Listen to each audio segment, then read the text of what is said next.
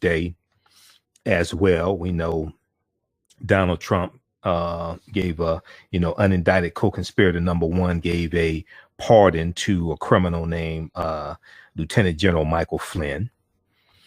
So we'll deal with an abbreviated news roundup segment today. We know that we're coming up on Thanksgiving and Thanksgiving Day weekend as well. So on today's show, there was a big story that broke yesterday dealing with Dave Chappelle.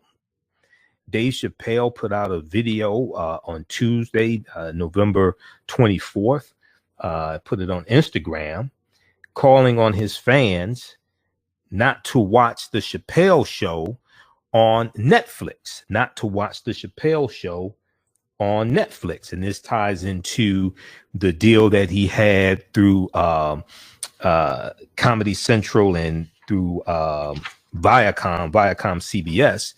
And he said he was not being compensated for the streaming of the Chappelle Show. So we're going to talk about that. And Netflix has removed the Chappelle Show from streaming on the Netflix platform. We'll talk some about that story. It's very interesting because it also deals with contracts and law and business, and it deals with the business side of entertainment. Okay, and the business side of entertainment is the side of entertainment that screws a lot of people up. Okay.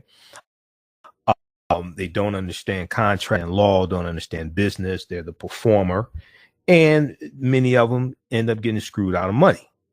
If you watch Unsung on TV One, and I being in radio and haven't been in radio for 10 years, I've been actually working for Radio Station One, but being in radio for 10 years, I've come in contact with a number of different artists, whether they're singers, actors, actresses, whether they're directors or comedians, etc.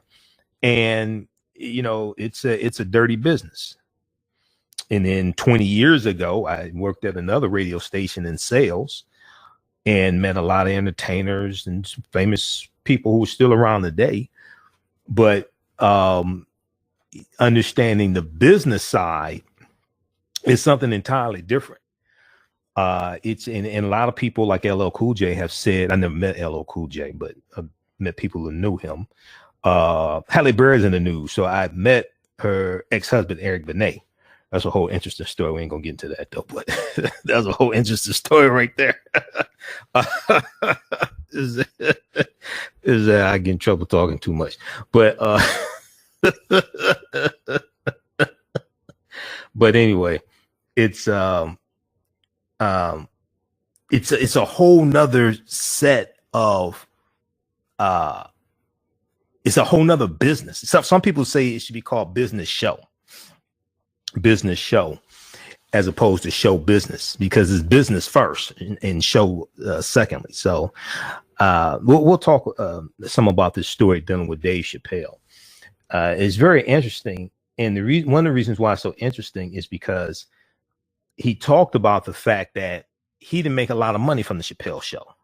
The Chappelle Show is still running on Comedy Central, okay? At least before Netflix pulled the streaming. I'm not sure if it's still on Comedy Central, but I was just watching it like in the last couple of weeks on Comedy Central.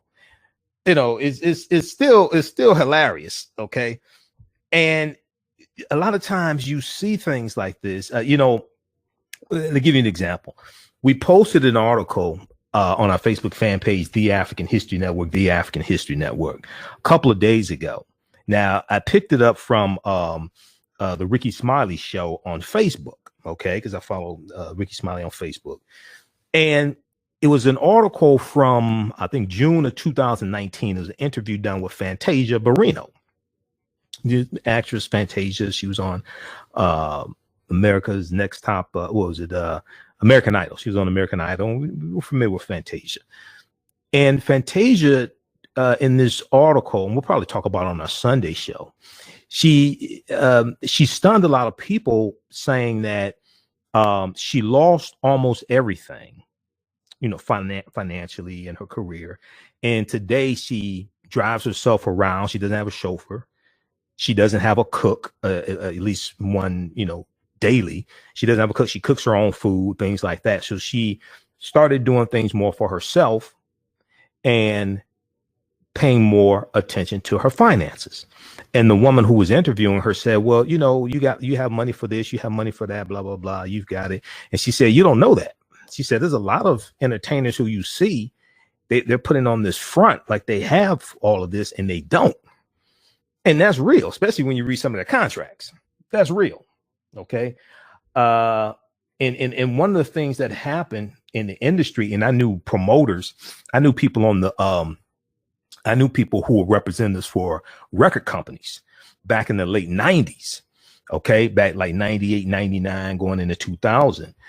And the digital downloads changed the game. The Napster, even before it was really iTunes, I think there were some other ones, but the digital downloads that cut into the revenue and the profits of the recording industry. So it totally changed everything. So one of the things I encourage young artists, and I meet some young artists, here and there, and doing radio, especially when we were broadcasting in studio. Because of COVID-19, the radio station has us broadcasting from home. But one of the things I encourage young artists to do is to watch every episode of Unsung on TV1, because and take notes. Don't just sit there and be entertained. Take notes, because if you can watch Unsung and you watch how many of these artists, we still listen to the music today, they died broke, had bad contracts, blew the money, snorted the money. If you can learn from their mistakes, you will be much better off. If you can stay off drugs, don't get women pregnant, okay, that you're not married to, at least. Don't get women pregnant, or a bunch of, if it's your girlfriend, then you get engaged and get married, that's understandable. But 4, 5, 6 women? No, that's a good way to go broke. Okay. And then one lesson I learned from the group Silk, not to put them on blast, but this is not bad. It's in Unsung. Well, hell, you put it out there yourself. Silk was basically discovered by Keith Sweat, the Sweater Man. Okay. And so Silk came out. They had a big first album. You remember, let me look you up and down, and they had some hits, right? I saw them perform live. Silk, they were performing. I remember at St. Andrews Hall, because like back in the day, a lot of times I got tickets for free to go places, things go see people perform, and I get to meet people backstage after the show, what have you. Okay.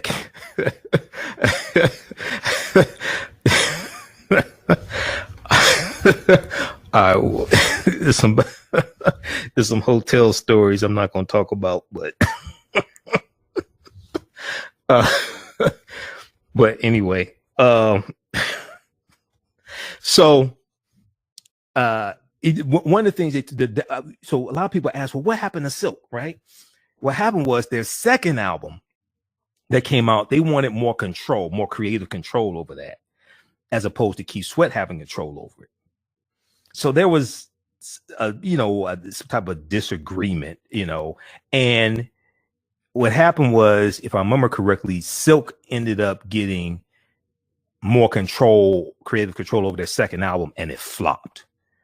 Okay. And what Keith Sweat was explaining to him is like, look, because of the sophomore jinx, you've got to make sure your second album is big.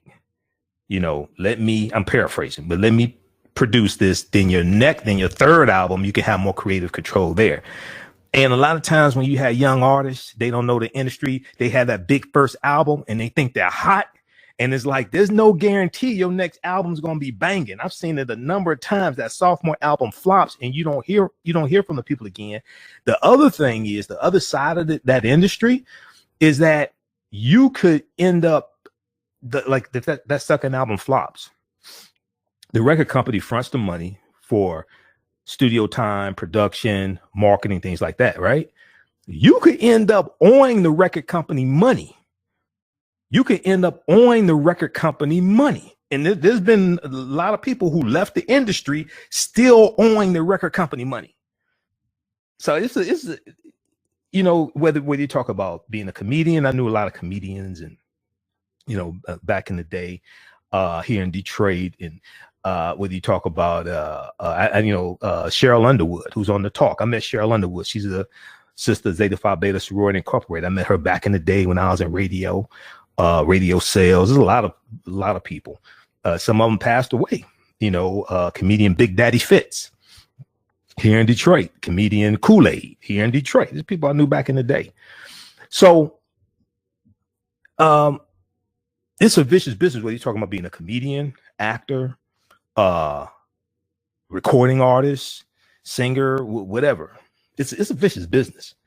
So you got to understand the business side first. This is what I stress for a lot of people. It's like, you know, you need to take some business classes, take some contract law classes. You know, like in business school, we had to take business law to be able to graduate from Wayne State Business School, because you had to have a basic understanding in business of contracts, of law. So there was a Wayne State Business School we had to take called business law, taught by an attorney, and it dealt with understanding the law as it pertains to business. So we'll talk about Dave Chappelle.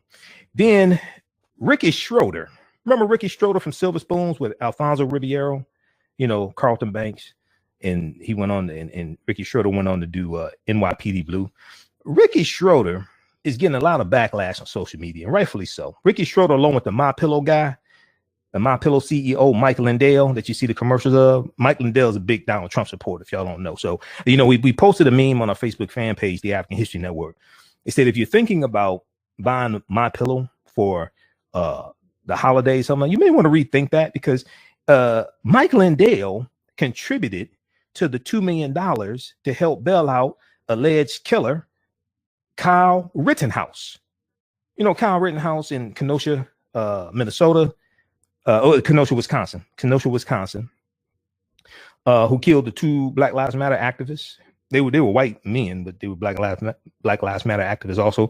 Ricky Schroder and Mike Lindell, who's the CEO of MyPillow, they were some of the people who donated to raise the $2 million to bail Kyle Rittenhouse out of jail. We're going to talk about this. New York Post has an article about this. YourBlackWorld.net also. Very interesting. You know, so you see these people coming out supporting this, and then Ricky Schroder is getting backlash on social media. What the hell do you think was going to happen? You know, what do you think was going to happen? Complex.com has an article. Ricky Schroder calls police after being harassed online for helping Kyle Rittenhouse post bail. You think? They were just harassing you online. That's all it was. Really? Okay. But all right, so we'll talk about that story. Then I saw an article. One of my Facebook friends posted this, or was it on Instagram? Because I'm on Instagram also. It's Michael Imhotep on Instagram. I think.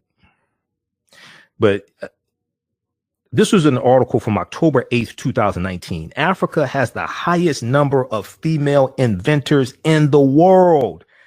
Africa has the highest number of female inventors in the world. The Intellectual Property Office in the United Kingdom has published a study revealing a list of the countries with the highest share of female inventors. The findings show that African nations have the highest proportion of female involvement in female inventors. The African nation of Togo leads the list, followed by Uganda and Latvia in Europe. So we know that the first engineers, okay, come in engineering comes out of Africa. Things like this, even before the great pyramids of Khufu, Khafre, and Menkaure, things like this. We have Southern Africa, structures in Southern Africa. We know this. Engineering, science, mathematics, all comes out of Africa, specifically the Nile Valley region of Africa. But when we think about inventors today, okay, And we think about, well, which nations have the highest proportion of inventors? Many people would not automatically think of African nations. Donald Trump probably wouldn't, because he called them S.O. countries. We'll talk about that also. Calling number 313-778-7600. 313-778-7600 is the calling number if you have a question or comment. Listen to the African History Network show. You can donate to the African History Network, $ the AHN show through Cash App, $ the AHN show through Cash App, then also through PayPal, paypal.me/the AHN show, paypal.me/the AHN show. And at our website, AfricanHistoryNetwork.com, AfricanHistoryNetwork.com. Okay, so we're here 6 days a week now as of October 12th instead of 1 day a week. We're still on Sundays, 9 p.m. to 11 p.m. Eastern Standard Time, as we have been in that time slot for 4 years here on 9:10 a.m. the Superstation WFDF in Detroit. But we're also on Monday through Friday, 11 p.m. to 12 midnight Eastern Standard Time. So since we're here 6 days a week, when you donate or buy DVD lectures, things like that, that really helps support us and so we can keep broadcasting the show, doing the research, stay on the air, etc. All right, we're coming up on the break. Listen to the African History Network show right here on 9:10 a.m. the Superstation, the Future Radio. I'm Michael Imhotep. We'll be back in a few minutes. All right, stand by, everybody. Calling number is 313-778-7600. It's the calling number if you have a quick question or comment. 313-778-7600 is the calling number if you have a quick question or comment. So I'm going to do a broadcast sometime on Thursday. I think Thursday morning. We're going to deal with the real history of Thanksgiving. Don't know the exact time. I think it's sometime Thursday morning. Okay. African-American business owners, post the name of your business here on the thread of the broadcast. Email us at customerservice@AfricanHistoryNetwork.com. Customerservice@AfricanHistoryNetwork.com. Okay. And we'll let you know how you can advertise with the African History Network. We have a special promotion for a couple more days. You have, I think, 3 slots left for our Monday through Friday show. Email us at customerservice@AfricanHistoryNetwork.com. Have you tasted the world famous No Frowny Brownie yet from the Pink Bakery? If not, what are you waiting for? They are vegan, gluten-free, and free of the big 8 allergens. While eating their No Frowny brownies, the fabulous Miss Tabitha Brown said they were very good. Very good. And you know, if she says that, they are. The Pink Bakery is the first Black-owned, Big 8 allergen-free baking mix company. Go to thepinkbakery.com. That's thepinkbakery.com to order their No Frowny Brownie mix today. Do you have an idea or business that requires app development or thinking of moving your IT resources to the cloud? We have post-paid and profit-sharing plans for unique ideas or profitable businesses. Who can take advantage of this unique program? Entrepreneurs with unique ideas, startups, small to medium businesses. Contact us 267-209-0352. Visit nomadicsystems.net, nomadicsystems.net today. For 25 years, the Black History 101 Mobile Museum has carried on the rich legacy of the Black Museum movement in America by showcasing original artifacts of the Black experience at colleges, universities, K-12 schools, corporations, libraries, conferences, and cultural events, making it the most traversed Black History mobile exhibit in American history. Dr. Khalid El Hakim is the founder of the Black History 101 Mobile Museum, and he is a highly sought-after public speaker on topics of Black history, social studies, education, museum studies, hip-hop, and race relations. Dr. Khalid was named among the change makers for NBC Universal's Erase the Hate campaign and listed as one of the 100 men of distinction for Black enterprise. He recently founded the Michigan Hip Hop Archive on the campus of Western Michigan University. The Black History 101 Mobile Museum is currently scheduling in-person and virtual exhibits nationwide. For more information, please contact Dr. Khalid Al-Hakim directly at 313-645-4197, 313-645-4197, or visit their website at blackhistorymobilemuseum.com. That's blackhistorymobilemuseum.com. You can also email him at bhistory101@yahoo.com, bhistory101@yahoo.com. Welcome back to the African History Network show right here on 910 AM, the Superstation, the Future Radio. Hey, I'm your host, Brother Michael Imhotep. It is Wednesday, November 25th, 2020, and we are live. Hope everybody's doing well. The call-in number is 313-778-7600. 313-778-7600 is the call-in number if you have a quick question or comment. And we're still on Sundays, 9 p.m. to 11 p.m. Eastern Standard Time. We've been in that time slot for 4 years. Also on Thursday, they're re-airing, the best of shows on 9:10 a.m. Superstation. So we won't be on live Thursday. We'll be back Friday night, 11 p.m. to 12 midnight Eastern Standard Time. Thursday on my social media platforms, the African History Network on Facebook and Michael Imhotep on YouTube. Sometime, I guess, Thursday morning, I'm going to do a broadcast dealing with the real history of Thanksgiving and what are we really celebrating, those that celebrate it. And when I do that presentation, when I deal with that history, I deal with it from the perspective of Native Americans, especially the Wampanoag Nation of Native Americans.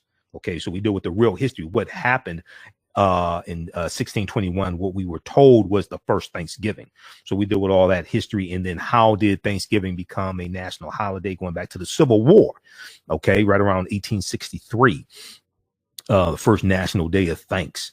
And we do with Sarah Josepha Hale. Sarah Josepha Hale was the woman who is largely credited with helping Thanksgiving become a national day of thanks, a national holiday. And Sarah Josepha Hale is probably better known. Well, people know a story that she wrote, but don't know she wrote it. She's the woman who wrote Mary Had a Little Lamb. Okay, so follow us on our Facebook fan page, The African History Network, The African History Network, and my YouTube channel, Michael Imhotep, IMHOTEP, for that lesson on Thursday. I guess we'll do Thursday morning. Depends upon what time I get up. Just be honest with you. I don't know, because I'll be off from 9-10 tomorrow. So I'm trying to figure all this stuff out. I don't know. But we'll do it sometime Thursday. Okay. All right. You can donate to the African History Network, $ the AHN Show through Cash App, $ the AHN Show through Cash App, and then also through PayPal, paypal.me/the AHN Show. All right. I want to go to this clip here. So this is from Screen Rant. We posted this article from Screen Rant on Tuesday, November 24th. It got over 2,000 likes on our Facebook fan page, The African History Network. Netflix removes Chappelle's show after he demands fans never watch it again. Okay. Now, many of us watched the Chappelle show. I remember back it was about 2003. It came on. There's some classic stuff in there. I'm Rick James B and all type. He's doing Prince and Rick James. He did what's his name? T-Pain. Dave Chappelle is very, very talented. Okay. Now I don't like the usage of the N-word because I don't use it at all, but he's still very talented. He has a lot of insight. There's some brilliance there. But Netflix has pulled Dave Chappelle's show, from its service after just 3 weeks due to Dave Chappelle's anger over the deal's lack of pay. Now, Dave Chappelle's classic Comedy Central series, which still airs on Comedy Central. Okay, still airs on Comedy Central. And I was just watching it a couple of weeks ago, last couple of weeks, man. I was like, there's a lot of brilliance there. And then he had the Roots on. That was a brilliant show. Okay. And you know what? The episode that I saw, it had Common and Kanye West perform. This was Kanye West before he just after the damn food and is not getting invited to the cookout anymore. Okay. Unless it's to wash the dishes. But it was like Common and Kanye West. So you go through and look at all the people they had on that show. What it reminds me of is the Flip Wilson show. because Flip Wilson left Hollywood also. And Flip Wilson left Hollywood to go help raise his family. Okay. And I used to watch the Flip Wilson show when I was a kid in the 1970s. I sit on the floor in the living room, watch it with my parents. And I remember Geraldine, what you see is what you get. And the devil made me do it. Flip Wilson was brilliant. And he had everybody on there, everybody from Red Fox to Muhammad Ali.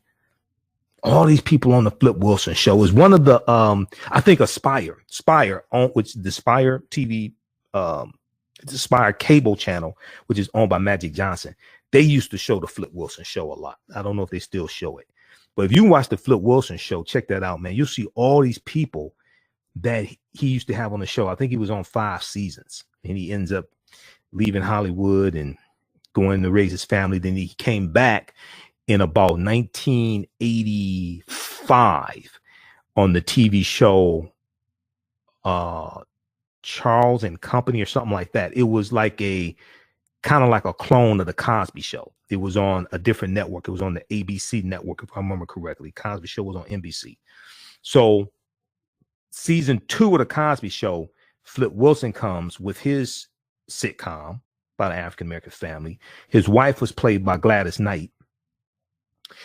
One of his sons was played by Jaleel White, who goes on to be Steve Urkel on Family Matters. And Family Matters was on for 10 years on ABC also. Okay. But that door for all these shows, whether it's Hanging with Mr. Cooper, whether it's The Fresh Prince of Bel-Air, whether it's Flip Wilson show, whether it's Family Matters, all those shows, the door was opened by Bill Cosby, The Cosby Show. Okay. So it's important for us to really understand that legacy that Bill Cosby laid. And when you go look at the movie, it wasn't Uptown Saturday. No, it was Uptown Saturday Night, because they were trying to get the lottery ticket. When you go look at Uptown Saturday Night, Flip Wilson is in the movie also. He's the preacher, okay, in the movie. All right, so, but Chappelle Show has been removed from Netflix because Dave Chappelle put the word out. Now on Tuesday, November 24th, he released an 18-minute clip from a stand-up act that he did. And the name of the clip is called Unforgiven. It's on Instagram. I just saw it. I just saw it again before coming on the air. It's been viewed a little more than 4 million times in a day. So he put the word, he dropped a dime on Netflix. All right. He dropped a dime on Netflix. But Dave Chappelle mentioned it was available on streaming, Chappelle Show on Netflix streaming service during his post-election week stint on Saturday Night Live, calling out the fact that he was not paid for the deal at all, calling out the fact that he was not paid for the deal at all. Streaming, he's not being paid for that. Okay. And one of the, when you study the business, you always see this constant fight of entertainers, even entertainers at the level of Dave Chappelle, fighting to be properly compensated for their work. Okay. So when he originally signed the deal back in early 2000, we didn't know anything about streaming services, for video like that, things like that. We didn't know Netflix wasn't streaming back in early 2000s. So at the time, the comment was lost among so when he was on Saturday Night Live about 3 weeks ago, the comment was lost among his election comments because the election was dominating the headlines. And if you go to Saturday Night Live's YouTube channel, and I follow them on YouTube, you can watch his full monologue there when he was on 3 weeks ago. So I'm gonna go back and watch that and pay closer attention to it. So Chappelle Show, which ran for 3 tumultuous seasons in the early 2000s, is considered one of the finest comedy shows of all time. Dave Chappelle, who briefly disappeared from the show only to turn up in Durban, South Africa, saying he was on a spiritual retreat, vanished from the spotlight for several years after it ended. It's only in recent years that he's re-emerged, producing several hit comedy specials for Netflix. Now, Netflix has pulled Chappelle Show from their streaming service, responding to Dave Chappelle's request to do so. So Dave Chappelle posted a video on Instagram on Tuesday, November 24th, 2020, titled Unforgiven. It's about 18 minutes. I encourage everybody to watch it. He explained why he asked Netflix to remove the series. In the video taken from a recent stand-up show, Chappelle claims Viacom CBS, who owns the rights to Chappelle Show, has never paid him for streaming the show and did not tell him it would be streamed on Netflix. These are these types of deals that take place. And you see somebody like Dave Chappelle and it's like, well, wow. But see, this was the deal he signed early on, back in the early 2000s, when he was basically broke. He talks about this in Unforgiven.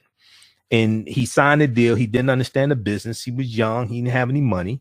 So he thought what he was signing was a good deal. And back at that time, we didn't know anything about streaming. It's like Red Fox. You know, I'm a big Red Fox fan, Sanford and Son. But after Sanford and Son ends, after it ran 122 episodes, I have all 6 seasons of Sanford and Son on DVD. I have the box set. He sold the royalties to Sanford and Son. He was encouraged, if I remember the story correctly. He actually sold it to one of his attorneys, and he thought he was making a good deal, but he said the attorney was looking out for himself, but not his client. You know, and we didn't know when he sold it. We didn't know anything about box DVD sets and that being sold, and really understanding reruns and things like that, right? So he largely died. He had problems with the IRS. He largely died broke. He was filming the TV show The Royal Family, which was on ABC, if I remember correctly. The Royal Family. Della Reese played his wife. If you remember, there was an episode of Sanford and Son where Della Reese was a guest, because all these entertainers and artists, they knew each other, whether they're in Harlem or things like this. It's really, especially back at that time, you go back to the 60s and 70s, it's largely a small circle. So Lena Horne and all these people, Flip Wilson, Della Reese, things like that, they're going to be within those circles. And if they don't know each other, their agents probably know each other. Their agent knows the other person's agent. They probably know each other. Okay, so they're going to, you one person away or 2 people away from knowing one of these entertainers. So Dave Chappelle reveals that when he found out it was on Netflix, the Chappelle Show streaming on Netflix, when he found out it was on Netflix, he called Netflix and told them it, quote, makes him feel bad. And he talks about this in the Netflix agreed to remove it from their platform. He went on to say that by streaming the show, they would be, quote, fencing stolen goods, and teases the fact that he would like to do another season of Chappelle's Show, but can't because Comedy Central owns the rights to the name and his likeness from the show. So in these contracts, and I've seen some of these contracts, the company has the rights to use your likeness for perpetuity. Some of these contracts is like legalized pimping. I'm gonna be honest with you. Some of these contracts, oh my God, they own the rights for perpetuity. After you're dead, they're still making money off of you. So Comedy Central owns the name Chappelle Show, even though that's part of his last name. So he can't do another show called Chappelle Show unless it's a deal with Comedy Central to give him permission to do this. All right. Whoever said pimping ain't easy didn't own the company. We've heard the term pimping ain't easy. It is when you own the company and it's your attorney drawing up the contract. Pimping is easy then. All right, so I want to go to this clip here from Screen Rant, where they give a breakdown of what happened. Let's go to this clip, Shakita. Chappelle Show is off Netflix after just 3 weeks, and Dave just gave fans some insight. Chappelle himself took to social media to put Viacom CBS on blast. People think I made a lot of money for Chappelle Show. When I left that show, I never got paid. Despite Chappelle Show being one of the most revered comedy shows of all time, Dave left the spotlight only to return to Netflix in 2017 with a series of exclusive stand-up specials. Which begs the question, if Dave loves Netflix so much, why did he want them to take Chappelle Show off their platform? I called them and I told them that this makes me feel bad. They agreed that they would take it off their platform. Dave has encouraged his fans not to watch Chappelle Show, but will fans heed his warning? And will Viacom finally pay us? We'll just have to wait and see how it all shakes out. For more movie and TV news, keep it right here on Screen Rant. We'll see you next time. All right. So check out this article from screenrant.com. And we'll post the link here on the thread of the broadcast. We already posted it on our Facebook fan page, The African History Network. It's gotten over 2,000 likes and hundreds of comments. Netflix removes Chappelle Show after he demands fans never watch it again. So he dropped the dime on Netflix. He exposed look at what Dave Chappelle did. He didn't have to go through a publicist to put out the 18-minute clip. It's on his Instagram page. It's been viewed 4 million times in maybe about 24, 36 hours, something like that. Netflix does not want the blowback. Netflix does not want the negative publicity. So Netflix is complying. Okay. And then and what Dave Chappelle did is also he put Viacom CBS on blast, and he's exposing these contracts. What's going on here? All right. So it's a remarkable piece of stand-up that Dave Chappelle did. It's about 18 minutes, and which ends with Chappelle begging his fans not to watch the show on any streaming service unless it's announced that he'll get paid for it. Dave Chappelle is no stranger to controversy, covering subjects that other comedians often avoid. He received a lot of backlash for taking on cancel culture in his Netflix special Sticks and Stones, and has been criticized for similar sentiments throughout his career. So check out this article and watch the clip. It's on Dave Chappelle's Instagram page. Now, speaking of somebody, actor who was a childhood actor, who's not getting a lot of support, not getting a lot of sympathy, little Ricky Schroder. Okay. So New York Post had an article about this. Your Black World picked it up. Actor Ricky Schroder helped get Kenosha shooter Kyle Rittenhouse out of jail. Actor Ricky Schroder was on Sliver Spoons with Alfonso Ribeiro. Then he went on to NYPD Blue. Helped get Kenosha shooter Kyle Rittenhouse out of jail, along with the help of the My Pillow guy, who to me looks a little creepy. I ain't trying to cast aspersions on anybody, but he's a little creepy to me. But anyway, actor Ricky Schroder and My Pillow CEO Mike Lindell both helped get Kenosha shooter Kyle Rittenhouse, 17 years old, with the assault rifle. You remember his mama drove him across line with the assault rifle because he just wanted to go protect property so much.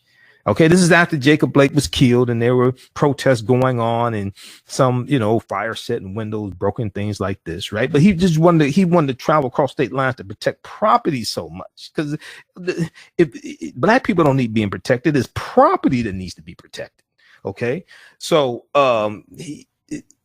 So they along with other donors raised $2 million to get Kyle Rittenhouse out of jail. Okay, according to a report. That was Friday, November 20th. He was released from jail on bond.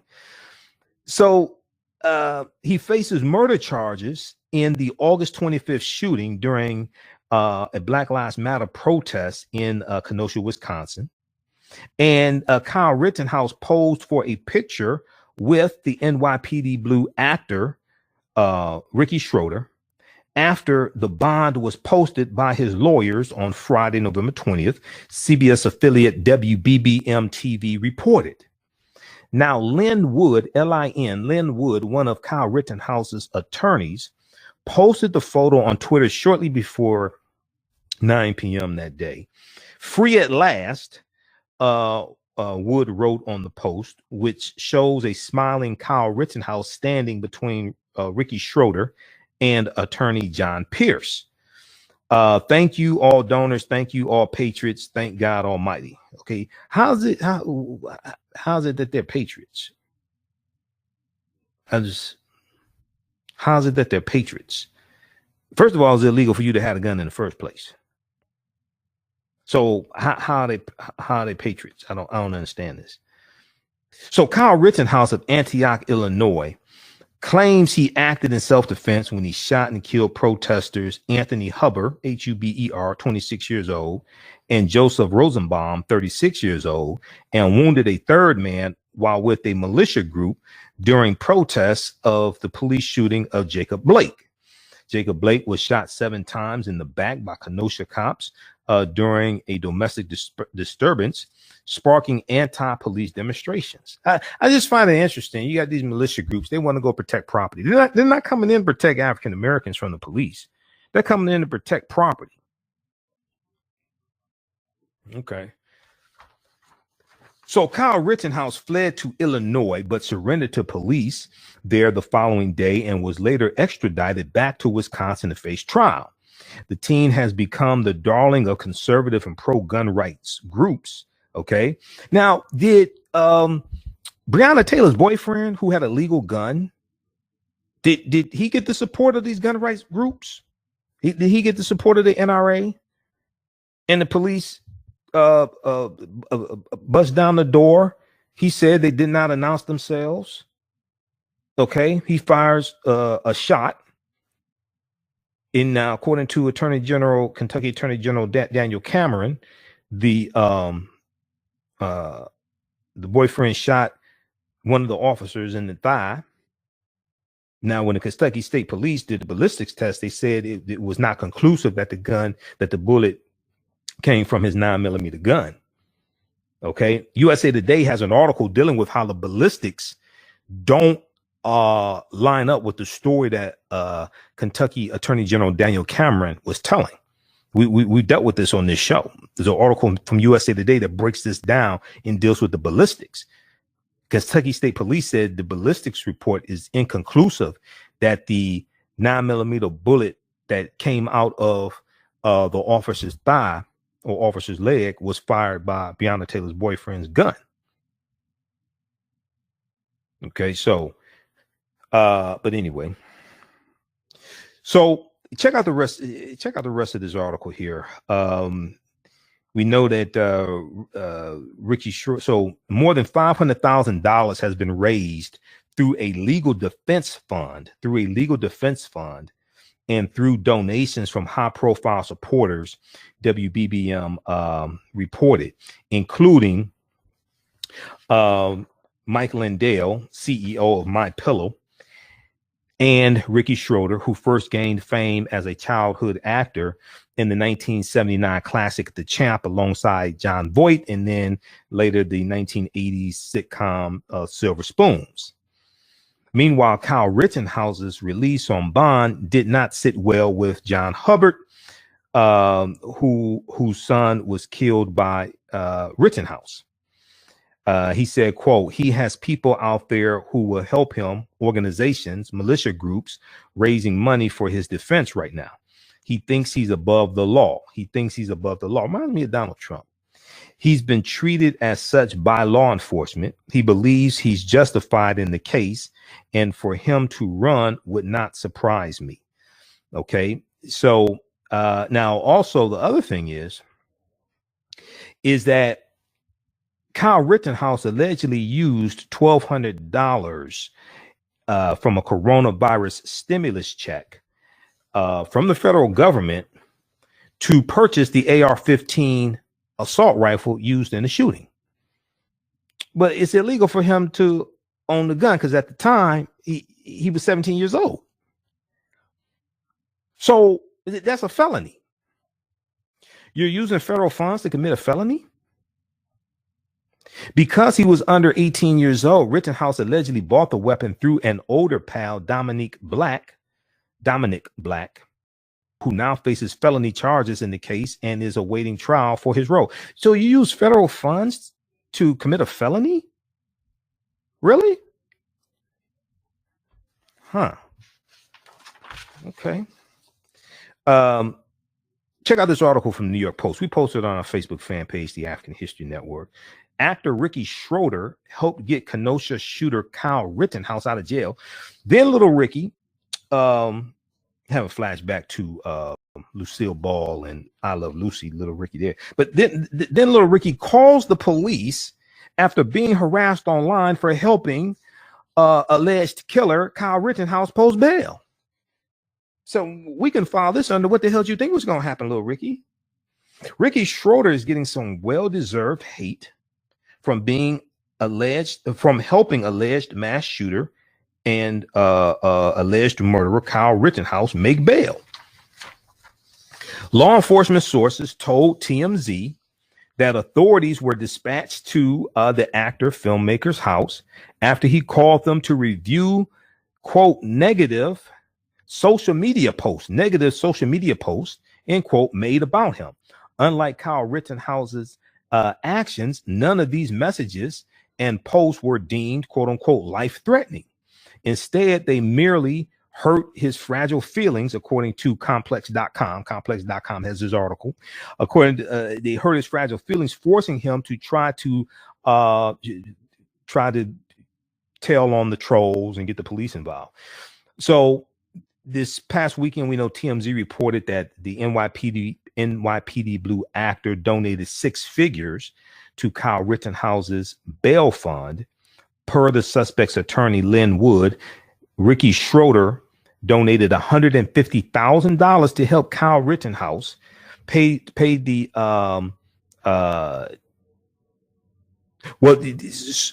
it was, according to this, the $200,000 needed to post $2 million bail and get out of jail, 10%.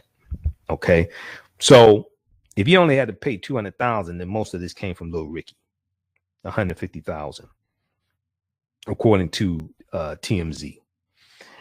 Check out this article also here from complex.com. Okay. Ricky Schroder calls police after being harassed online for helping Kyle Rittenhouse post bail. And this is from November 24th, 2020. All right. Okay. Shakita, do we have any callers?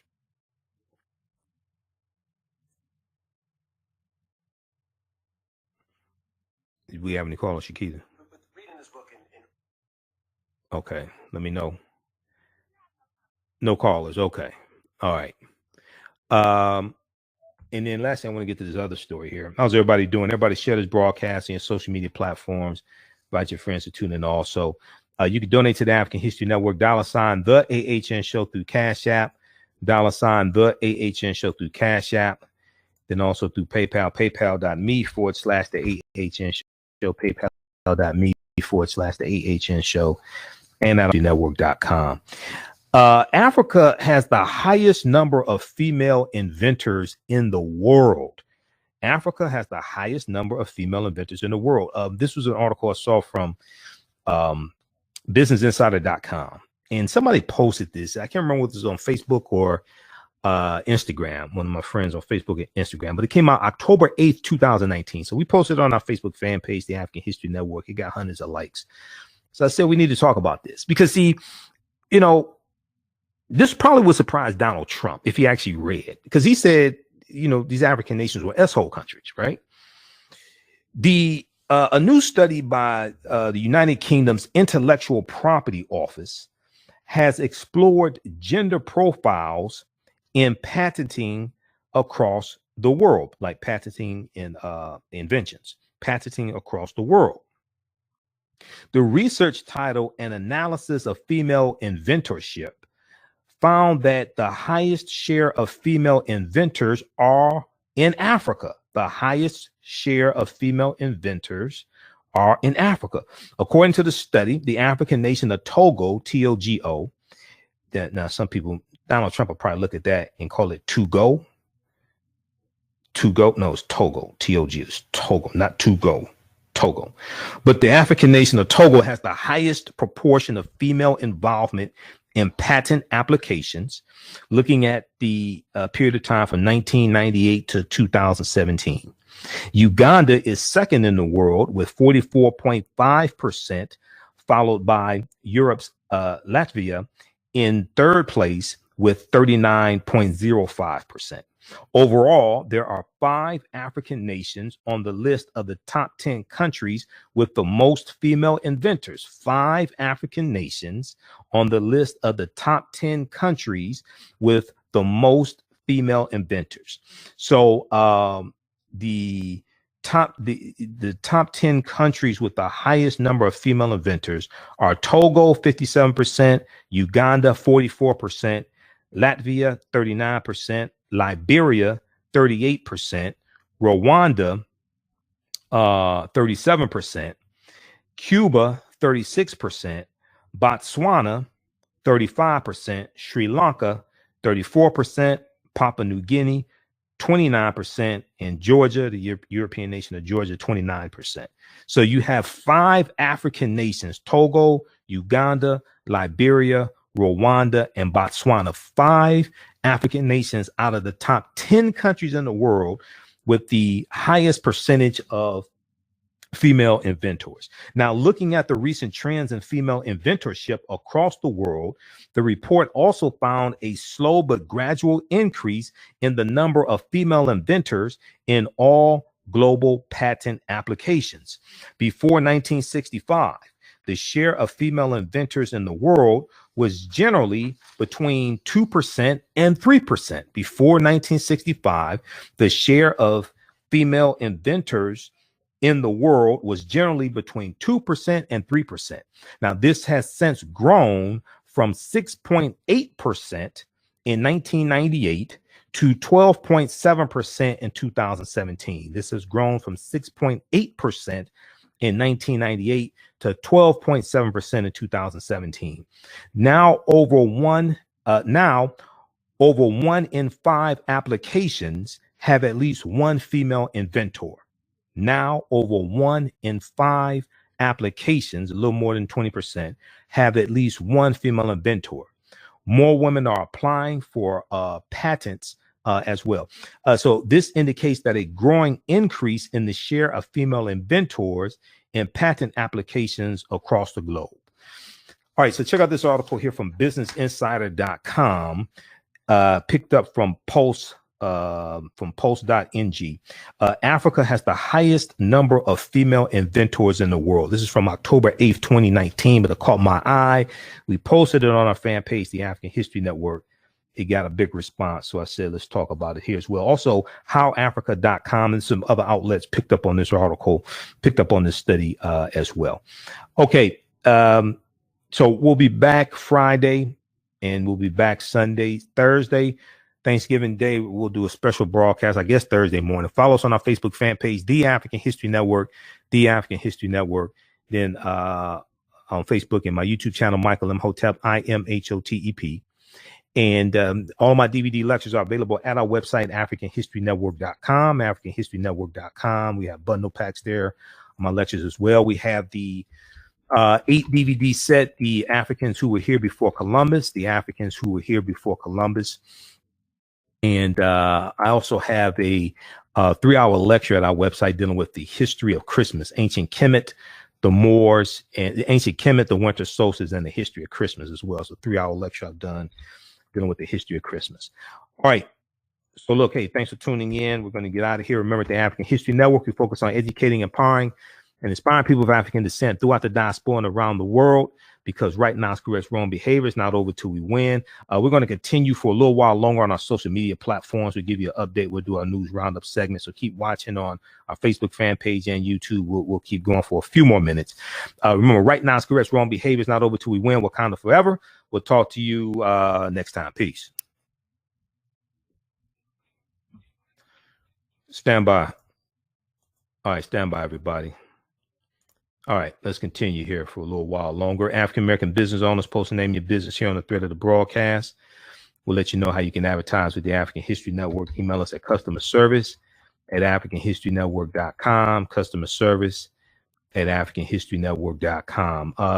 Let's do a quick update on what's going on in the news in our news roundup segment. How you doing there, Leah? Brenda, how's everybody doing? And also, if you'd like this type of information, you can donate to the African History Network, $ TheAHNShow through Cash App and PayPal.me/TheAHNShow. Okay, we'll post the information here. So if you want to donate 5, 10, 15, 25, 50, 100, whatever it is, through PayPal, if you want, you can set up for a recurring donation also at our website, AfricanHistoryNetwork.com. Click on the yellow donate button. Are you ready for a new Black economy? Well, Hapi, The Role of Economics in the Development of Civilization, is a brand new documentary that will set you on a new path of knowledge and enlightenment. The Hapi film gives viewers a snapshot of our economic history from the dawn of civilization right up until today. The underlying theme of the film is the interrelationship between the three essential components of economics, politics, and culture. Hapi brings together the brightest and most prolific minds in the fields of psychology, history, business, and politics, such as Dr. Leonard Jeffries, Professor James Small, Dr. Julian Malveaux, Dr. Zahi Hawass, and Jabari Osazi, and more. Together, they deliver a message of cooperative economics, financial independence, and a pride that we can all be inspired by. The film is on sale now. It's streaming on all digital formats, or for DVD, please visit Hapi, H-A-P-I, HapiFilm.com. Use offer code Hapi, AHN, for a 10% discount. Revitalizing, restorative, indulgent, essential. Crea's Love Butter Raw Shea Butter Collection. How do we know if our skin products are truly delivering all of the health benefits they should? Crea's Love Butter is a thoughtful combination of hand-selected ingredients designed to enhance the level of your skin's health. Crea's Love Butter is an ideal gift for health-conscious loved ones and is a pleasure to both give and receive. They've harnessed the restorative powers of raw shea butter and infused it with their love and passion for revitalizing skin that you will undoubtedly feel from the first use. Visit their website today, creaslovebutter.com. C-R-E-A-S, creaslovebutter.com. Put your skin in the game. Melanize Media is an independently Black-owned and operated film company. We specialize in producing culturally enriching Black films and videos at melanizemedia.com. Join us every Sunday for Melanize Nights, where we screen a socially conscious documentary film or Black historic presentation. That's every Sunday evening at 7 p.m. Visit melanizemedia.com to learn more and to register. That's MELANEYES media.com. Peace.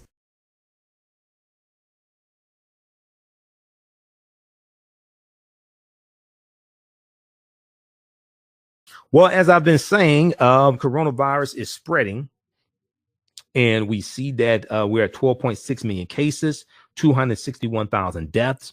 We are at about 21 straight days of 100,000 new cases or more, okay, which is a record.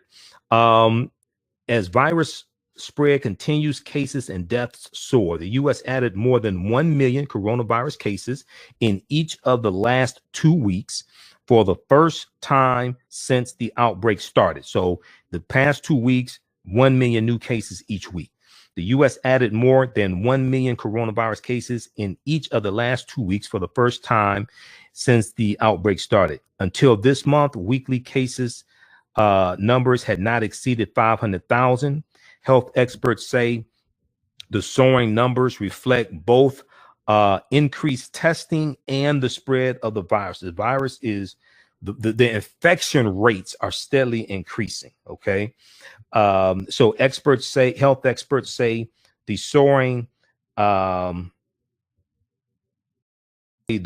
numbers reflect both and the spread of the disease. And November 20th was the deadliest day during the coronavirus. coronavirus pandemic in more than 6 months. Tuesday, November 24th, was the deadliest day pandemic in more than 6 months, with almost 2,100 deaths reported, according to a Washington Post analysis. Now, let me see something here. And then for Wednesday, November 25th, you had almost 2,300 coronavirus deaths reported when we look at the updates from the Washington Post, the live updates from the Washington Post. There have been 12,673,000 confirmed cases in the United States of coronavirus, 12.6 million confirmed cases of coronavirus in the U.S., with 261,000 deaths based on a count by NBC News. Now, despite the Center for Disease Control and Prevention's warning to Americans that the warning that came out last week to stay home for Thanksgiving, don't travel for Thanksgiving, don't go over people's houses that you have other family that don't live in that house coming over. The Center for Disease Control and Prevention is telling people, do not do that. That's a very easy way for coronavirus to spread. Okay, people are going over family's house, things like this, and they think they're safe, and they're not safe. Okay, so despite the CDC's warning to Americans last week to stay home for Thanksgiving, millions of people have flown anyway, causing new concerns about the spread of the virus. This past weekend, Friday through Sunday, you had at least 3 million people who went through TSA. You're going to have going into December. December is going to be horrific for new cases and deaths, because if you have a spike in new cases, that's usually 522 days after the spike, in 21 straight days of 100,000 spiking, with about 21 or so days after the spike new cases. They have like a month of deaths or more. Got the updates from NBCnews.com. All right, we're going to get out of here. Remember that on educating, empowering, and inspiring people of African descent throughout the diaspora and around, out over to wherever. We'll talk to you next time. Peace. Thanks for watching, everybody. Stay safe, and don't miss our special broadcast dealing with we'll do with the real history of Thanksgiving as well. Okay, sometime on Thursday, I see, but it'll be on our Facebook fan page and YouTube, so you can go back and watch it if you miss it. All right, talk to y'all later. Peace. How you doing, Leah and Musamba, Erica, Willie, Brenda? How's everybody doing? Thanks for the donation, Leah. Bruce, we see. Yeah. All right, everybody, take care. Talk to y'all later. Peace. Tawana. Author Melinda Merritt is the author of 2 books, Merit Magic and Age of Aquarius, Spiritual Reckoning. In the book Merit Magic, this book is about the civil rights movement of the 1960s and how her family played a very important role in this movement. It is about all of the civil rights leaders, such as Dr. Martin Luther King Jr., Reverend Jesse Jackson, John Lewis, and many others of this nation who came to her small Georgia town and started the movement that spread across this nation. This book tells the wonderful story of 3 powerful women who did amazing things because they had inherited special gifts from their African ancestry and used them to help the cause. These ancestral gifts seem to have been forgotten at this stage in our history. The second book, Age of Aquarius, Spiritual Reckoning, discusses the relationship between humans and the 10 spheres of the Tree of Life. Author Melinda Merritt was able to show some very interesting facts about the present and past presidents of the United States as it relates to what they did while in office. The current president is living up to the negative impact he has brought to this space. This book shows how astrology impacts people in ways that they may not be aware of. It discusses the change in the status of religion in this country, as we can easily see. There is a major change happening in that area. Visit the website merit-magic.com. That's merit-magic.com, MERRITT, and get both books for only $20. Alkebulan's lifestyle attitude is servitude. They focus on providing you quality products and customer service. They're here to fulfill your African men's and women's clothing, accessories, health and beauty products, essential oils and fragrances, hair care products, and much, much more. Check out their collection of clothing and products for African kings and queens. Visit their website, alkebulanlife.com, ALKEBULAN, alkebulanlife.com. They look forward to serving you. The books Ivy and Catalina Visit Sellville and Brooklyn Softball Adventures are from authors Sidney Carujo, Brooklyn Carujo, and Shanine Dials Carujo.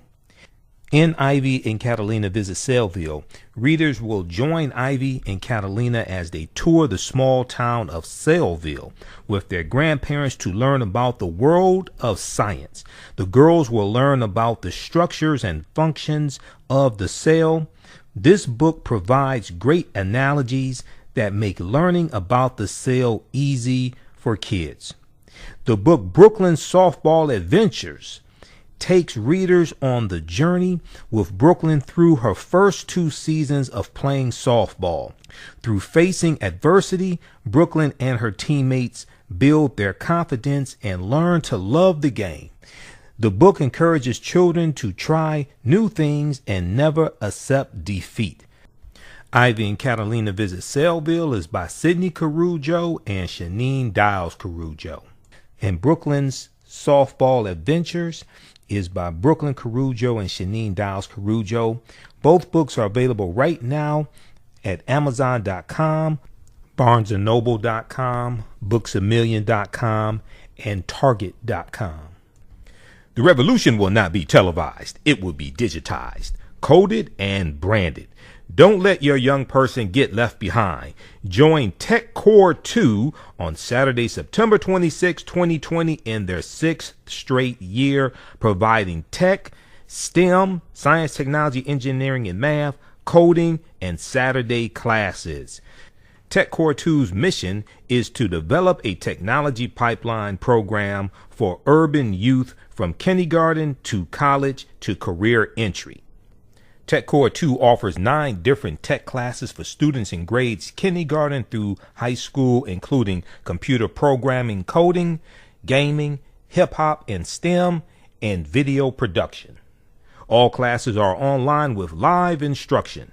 To register or for more information, please visit techcore2.org. That's techcore2.org, or give them a call at 215-879-6701. That's 215-879-6701. Don't forget to grab your $10 discount with promo code TAHN Fall 2020.